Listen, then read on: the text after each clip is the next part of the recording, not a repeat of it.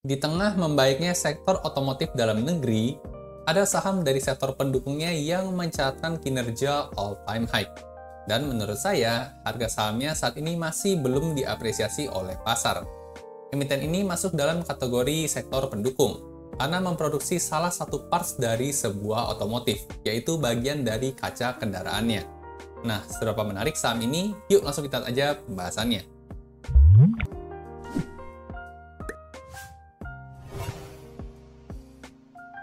Halo dan selamat datang kembali di channel saya, Jonathan Tamrin.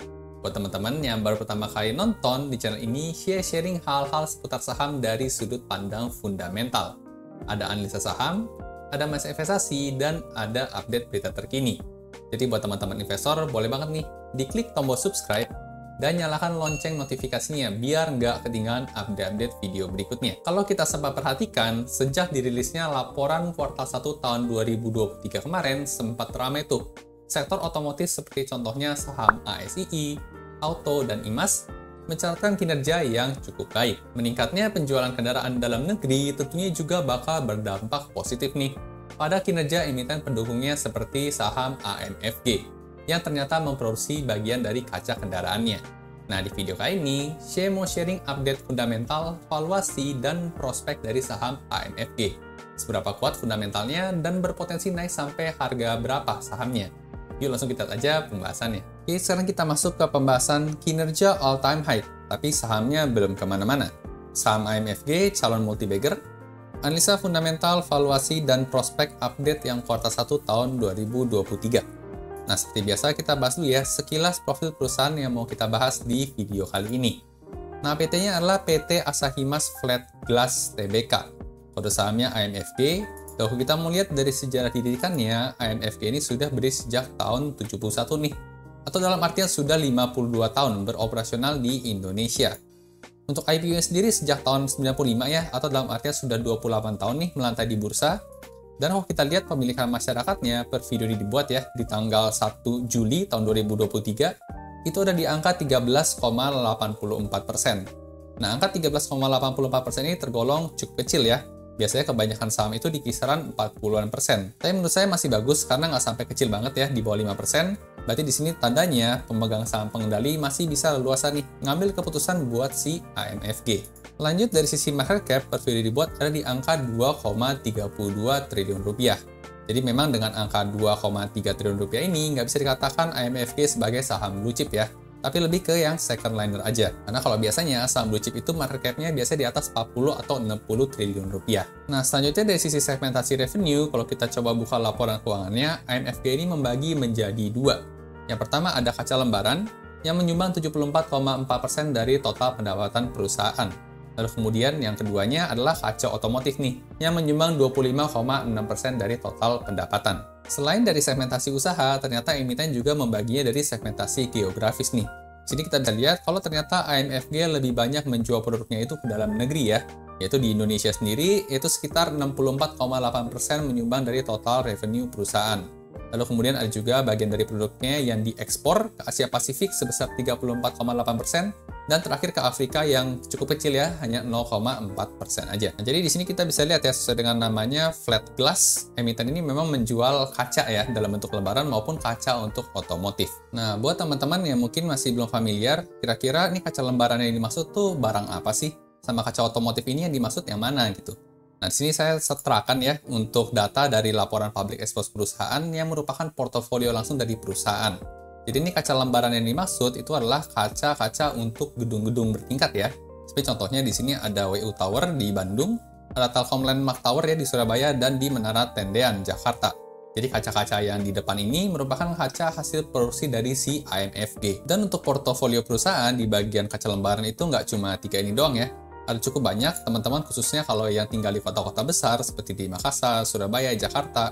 Di sini ada list beberapa portofolio yang menggunakan kacanya itu dari si AMFG. Jadi kita bisa lihat ya untuk periode tahun 2020 dan tahun 2021 ada 14 tower yang menggunakan kaca dari si AMFG. Nah, selanjutnya untuk kaca otomotif itu yang dimaksud adalah yang seperti ini ya. Jadi ada mobil kan pasti ada kacanya di bagian depan, pinggir maupun bagian belakangnya. Nah, itu si AMFG ini juga memproduksi buat kaca-kaca kendaraan ini. Jadi otomatis dengan meningkatnya penjualan otomotif di dalam negeri, otomatis juga akan meningkatkan sales dari si AMFG ini. Nah, nanti mungkin teman-teman yang punya kendaraan bisa coba cek ya, di kendaraannya itu bagian kacanya ada model-model seperti ini nggak? Kalau bentukannya seperti ini, itu berarti buatan dari si AMFG. Oke, jadi itu tadi ya, gambaran sekilas profil perusahaan yang akan kita bahas. Sekarang kita akan coba bedah kondisi fundamental dan valuasinya seberapa menarik sih setelah ini. Oke, sekarang kita bakal coba update kondisi fundamental dan valuasi saham AMFG di tahun 2023 ini. Nah, buat analisanya saya akan pakai file RDFE ya. Buat teman-teman yang belum tahu, RDFE merupakan singkatan dari Rekap Data Fundamental Emiten. File ini merupakan file Excel yang saya buat sendiri buat memudahkan saya menganalisa saham tentunya. Berisi rekap data fundamental inti semua emiten termasuk saham IPO dalam waktu 5 tahun terakhir. Seperti contohnya di sini ada data profitabilitas, ada revenue, gross profit, operating profit, dan net profit. Ada juga data neracanya seperti aset, liabilitas, dan ekuitas, dan juga data arus kasnya, seperti cash flow from operation, investment, dan financing, beserta dengan rasio-rasio fundamental lainnya yang memudahkan kita menganalisa saham tentunya. Oh iya, just info, saat ini update terakhir RDFE-nya adalah versi kuartal 1 tahun 2023. Buat data kuartal 2-nya, kemungkinan besar bakal rilis akhir bulan Juli nanti. Buat detailnya, nanti bisa cek di belakang. Sekarang kita mau pakai buat analisa saham AMFG dulu. Nah, buat mulai analisanya, kita tinggal pindah aja ke sheet yang grafik historis di bawah sini. Nah, di sini kita tinggal ganti aja kode saham yang mau dianalisa AMFG ya. Nah, setelah di-enter, maka langsung muncul nih semua data fundamental penting dalam waktu 5 tahun terakhir. Untuk tahun 2023, karena masih kuartal 1, maka datanya sudah disetahunkan atau dikali 4 dalam kasus ini. Dan semuanya sudah dalam miliar rupiah juga, jadi kita gampang kalau mau compare dengan tahun-tahun sebelumnya. Nah, sini kita masuk ke bagian profitabilitas dulu ya. Sini kita bisa lihat untuk AMFG, ada revenue, gross profit, operating profit, dan net profit. Sini kita bisa lihat sekilas secara kinerja year on year ya, 2023 dibandingkan tahun 2022, ada potensi peningkatan yang cukup oke nih. Untuk revenue-nya ada potensi kenaikan sampai 13%, untuk gross profit-nya naik 15%, operating profit 22%, dan untuk bagian net profit-nya berpotensi ada kenaikan sebesar 93% nih di tahun 2023 jika kinerja di kuartal 1-nya itu konsisten ya sampai kuartal 4 nanti. Nah, untuk memudahkan kita akan coba lihat grafiknya ya di bawah sini. Nah, di sini kita bisa coba lihat ya, mulai dari grafik yang warna biru, di tahun 2020 itu jelas ya penurunan karena adanya pandemi COVID-19, tapi di tahun 2021 sudah bisa mencatatkan kenaikan lagi nih, bahkan lebih baik dibanding tahun 2019. Apalagi masuk ke tahun 2022, peningkatannya juga masih cukup oke ya, dari 4,7 triliun naik jadi 5,5 triliun. Dan di tahun 2023 yang disetahunkan itu punya potensi mencapai 6,2 triliun rupiah nih, dari sisi revenue-nya aja. Nah, selanjutnya untuk dari warna oranye ya, dari sisi gross profit juga mengalaminya kurang lebih sama ya, turun dulu di tahun 2020, lalu kemudian konsisten naik sampai di tahun 2023. Nah, selanjutnya di sini mulai menarik ya, kita lihat dari operating profit dan net profit-nya, itu ternyata perusahaan sempat rugi nih, di tahun 2019 dan tahun 2020, mencatatkan angka yang negatif. Tapi di tahun 2021 sudah bisa rebound, dan di tahun 2023 ini angkanya sudah lebih tinggi lagi ya, atau all-time high dibandingkan kinerja dari 5 tahun sebelumnya. Nah, jadi sekilas dari data ini kita bisa simpulkan ya, untuk kinerja AMFG itu tergolong bagus ya, karena dari secara tren itu sudah meningkat, apalagi kemarin sempat turn around dari yang angkanya rugi. Dan dari sisi growth-nya, angkanya juga cukup bagus ya, karena sudah 2 digit semua, operating profit-nya bahkan sampai 22%, dan net profit-nya ini bahkan mencapai 93% berpotensinya. Jadi dari sisi profitabilitas nggak ada masalah ya, malah sangat bagus sekali kelihatannya di sini. Lanjut, bagaimana dengan kondisi neracanya? Neraca seperti yang kita tahu ada 3 komponen ya, ada aset, liabilitas, dan ekuitas. Nah, di sini kalau kita coba lihat untuk bagian aset ternyata mengalami penurunan ya dibandingkan tahun 2023. Tapi penurunannya kecil sih, hanya minus 2%. Tapi kalau kita coba gali lebih dalam lagi, ternyata penurunan ini disebabkan oleh hutang yang nurunnya lebih banyak ya. Hutangnya turun 10%, tapi modalnya nambah nih 6%. Jadi ternyata penurunan aset di sini itu nggak bisa dikatakan jelek ya, karena toh hutangnya nurun lebih banyak dan modalnya pun tetap bertambah. Nah, sini ada yang menarik. Kalau kita coba lihat dari grafiknya, dari semenjak tahun 2019, itu yang warna oranye atau bagian hutang lama-lama turun ya. Dan untuk bagian abu-abu atau modalnya itu naik sampai akhirnya nembus tingkat hutangnya. Jadi yang di tahun 2019 itu hutangnya lebih banyak dibandingkan modal, tapi di tahun 2023, update kuartal 1-nya, hutangnya sudah lebih sedikit nih dibandingkan dengan modalnya. Jadi merupakan hal yang bagus ya. Berarti potensi untuk gagal bayar atau bangkrut semakin kecil. Jadi bisa disimpulkan untuk bagian neraca, AMFG ini semakin tahun semakin sehat. Nah, ini soal neraca ya. Sekarang kita lanjut bagaimana dengan kondisi laporan arus kasnya. Nah, untuk arus kas juga ada 3 komponen ya. Ada yang operation, investment, dan financing. Sini kita bisa lihat untuk bagian operation dulu selama 5 tahun terakhir itu angkanya sempat negatif sekali ya, di tahun 2019 satu kali. Lalu kemudian di 4 tahun selanjutnya angkanya positif terus. Kalau kita coba bandingkan di grafiknya sini, ternyata naiknya juga cukup lumayan kenceng ya. Di tahun 2020 itu naik 566 miliar, lalu kemudian di tahun 2021 sampai 1,016 triliun untuk operationnya yang positif. Ya meskipun untuk tahun 2022 ada mengalami penurunan ya, tapi di tahun 2023 yang kuartal 1 itu angkanya sudah 353 miliar lagi. Nah, untuk arus kas operation ini kapan dikatakan bagus? Dikatakan bagus kalau angkanya itu positif ya. Karena kalau angkanya positif itu artinya ada duit lebih banyak masuk dibandingkan yang keluar di tahun tersebut. Kita sebagai pemilik bisnis kan pengennya duit lebih banyak masuk dong, kan namanya bisnis juga pengennya cari cuan. Nah dengan begitu untuk bagian operation untuk AMFG tergolong cukup ideal ya, karena dalam 4 tahun terakhir angkanya positif terus. Lalu kemudian lanjut ke bagian investment ya, kita bisa lihat selama 5 tahun terakhir angkanya konsisten negatif semua, dan ini merupakan hal yang bagus. Kenapa? Karena kalau investment angkanya negatif itu berarti ada duit yang keluar buat aktivitas investasi di tahun tersebut. Dan seperti yang kita tahu, aktivitas investasi itu kan tujuannya baik ya, memberikan keuntungan buat perusahaan di masa depan. Jadi ini good untuk AMFG selama 5 tahun terakhir angkanya negatif terus buat investmentnya. Lanjut gimana dengan kondisi financingnya? Di sini tahun 2019 sempat positif cukup tinggi ya, di 1 triliunan, lalu kemudian negatif, dan negatif. Dan ini juga merupakan hal yang bagus ya. Kalau financing, kita juga pengen angkanya yang negatif.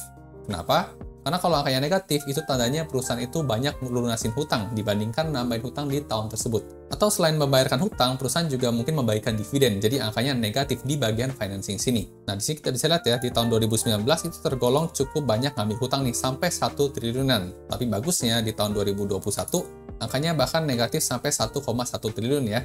Berarti ada pelunasan hutang yang cukup besar di sini. Oke, jadi tadi sekilas ya soal 3 laporan inti dari emiten, ada laporan profitabilitas, ada neraca, dan ada arus kas. Nah, sekarang kita akan coba lihat rasio-rasio fundamental perusahaan ya, apakah bagus juga. Nah, kita pertama akan lihat dulu dari sisi profitability margin. Ada 3 komponen, gross profit margin, ada operating profit margin, dan net profit margin.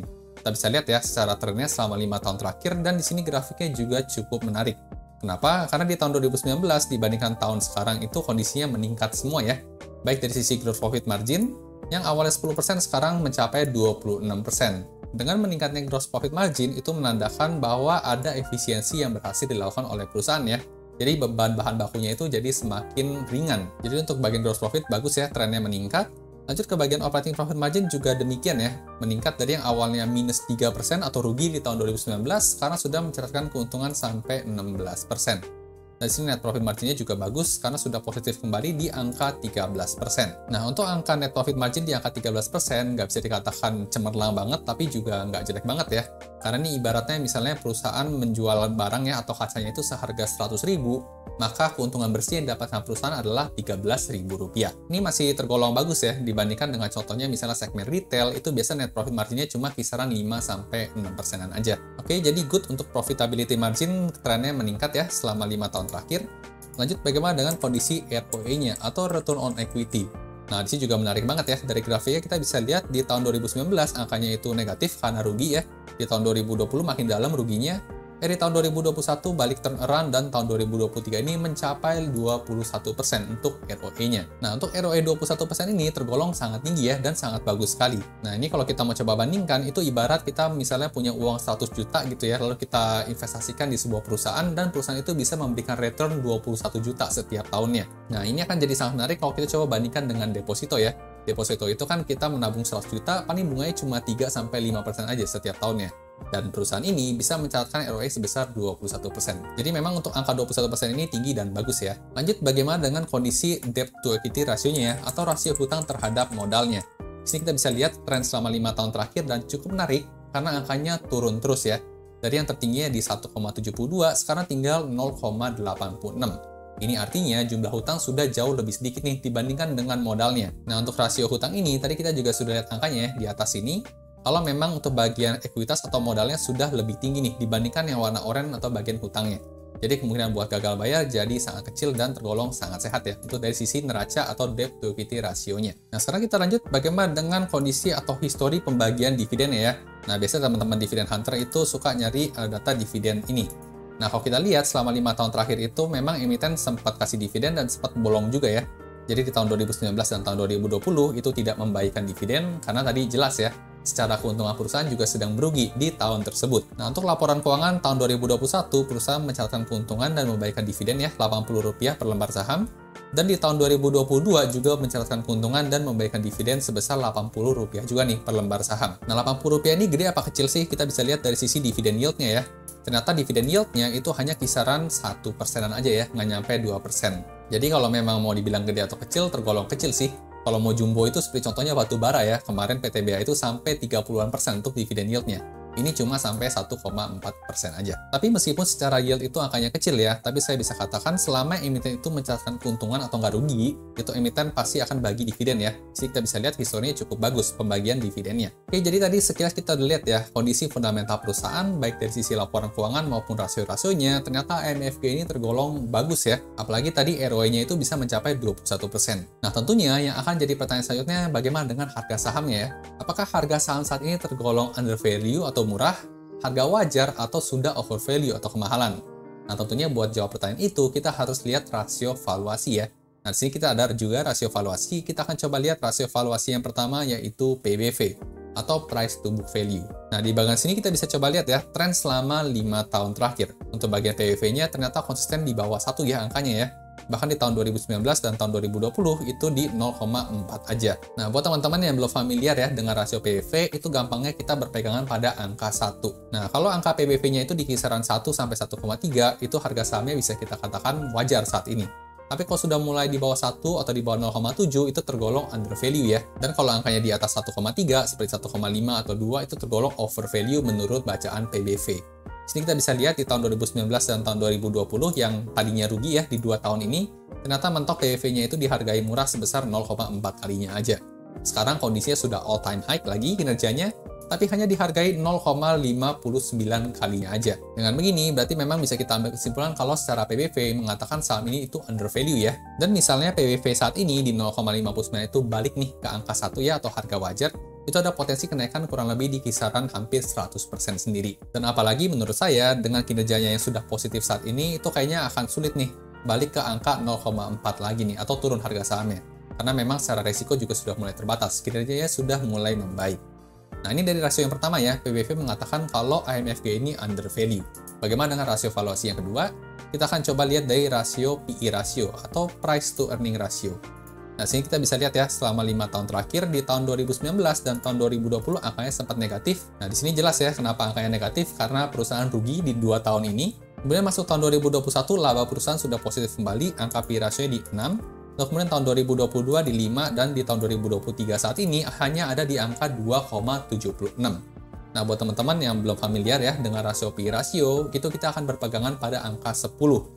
Jadi kalau di kisaran 10-13, harga sahamnya tergolong wajar saat ini, tapi di atas 13, seperti 15, 17, 20, itu tergolong sangat mahal ya, over value.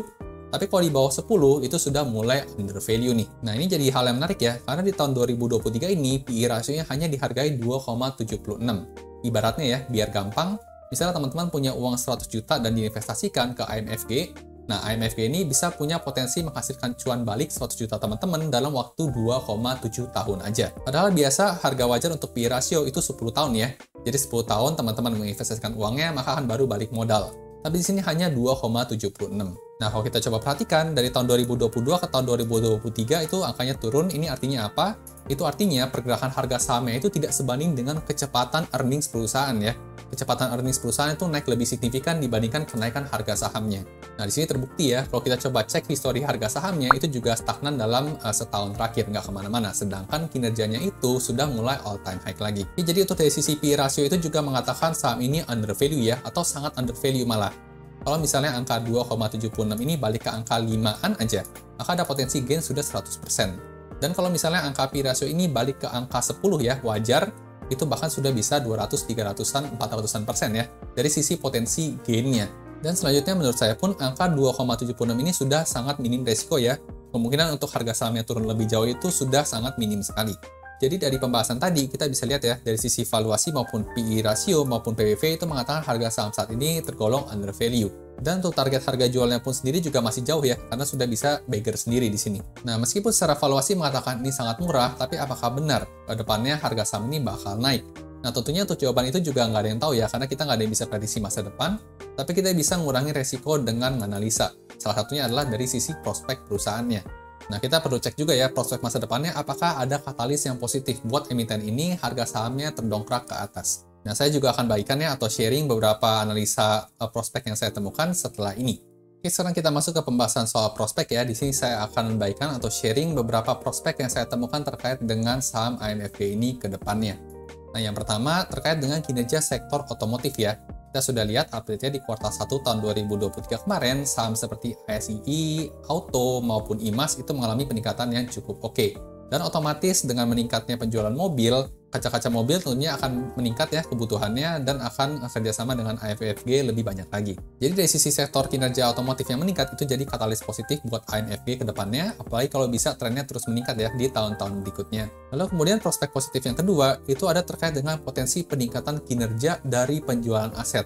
Nah, kalau teman-teman update ceritanya AMFG ini, saat ini mereka sedang marketing ya untuk menjual bekas pabrik mereka di Ancol. Dan saat ini katanya masih belum ada pembelinya ya, belum ketemu pembelinya. Dan kalau misalnya di tahun ini ketemu nih pembelinya yang mau jual bekas pabrik tersebut, maka tentunya akan ada pendapatan lain-lain ya dari perusahaan yang otomatis mendongkrak kinerja net profitnya perusahaan secara short term atau jangka pendek. Tapi ini bisa jadi momentum yang bagus juga atau katalis positif buat AMFG.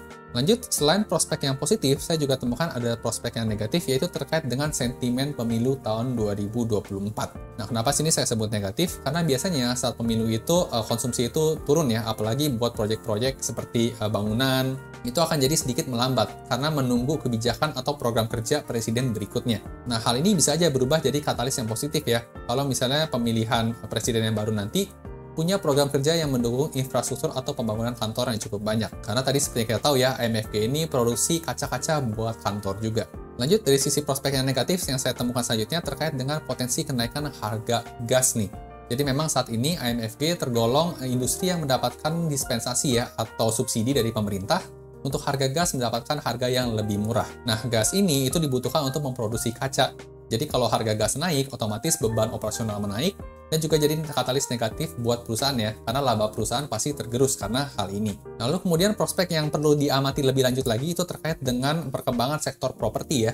Karena tadi kita juga sudah lihat untuk AMFG ini itu kan 70% lebih revenue-nya disumbang dari kaca-kaca untuk perkantoran. Jadi kalau memang di tahun 2023 atau 2024 ini beneran properti booming, khususnya untuk properti perkantoran, otomatis cuannya AMFG ini juga semakin besar. Jadi ini tetap harus kita perlu pantau ke depannya lagi. Oke, dan tentunya seperti biasa saya disclaimer dulu ya. Tujuan dari pembuatan video ini bukan untuk memberikan rekomendasi beli atau jual suatu saham. Jadi sini saya hanya pure ya, men-sharingkan hal yang saya temukan ke teman-teman. Bagus kalau teman-teman dapat insight, tapi buat jual atau beli suatu saham, teman-teman tetap harus ngerjain PR-nya sendiri ya, atau do your own research. Oke, jadi itu tadi sharing analisa fundamental, valuasi, dan prospek saham AMFG versi saya. Buat teman-teman yang tertarik sama file Excel RDFA-nya, saat ini sudah ada yang update kuartal 1 tahun 2023 dan sudah ada 750-an emiten yang rilis laporan keuangannya. Dan buat teman-teman yang pesen, bakal dapat free update juga nih, berkala minimal 1 kali setiap minggunya sampai lengkap data 700-an plus laporan keuangan emitennya. Nah, teman-teman juga boleh coba file sampelnya dulu, gratis ya. Jadi kalau cocok, teman-teman bisa langsung pesen aja. Boleh DM atau email saya, panggil aja Bang, Mas, Bro, bebas ya. Mau minta file sampel RDFA-nya dong? Nanti bakal dibantu sama tim saya buat file sampelnya. Nah, info lebih lengkapnya lagi soal paket dan harga bisa langsung DM IG saya atau cek highlight-nya di sini ya. Nah, gimana nih teman-teman setelah dengar analisa tadi, seberapa setuju dengan analisa saya? Atau ada yang punya pendapat lain? Tuliskan pendapat dan komentar teman-teman di kolom komentar di bawah ya, biar bisa kita diskusiin lebih lanjut lagi. Suka video seperti ini? Jangan lupa di-like dan bagikan ke teman-teman investor lainnya ya, supaya makin jago analisa sahamnya. Sampai jumpa di video berikutnya.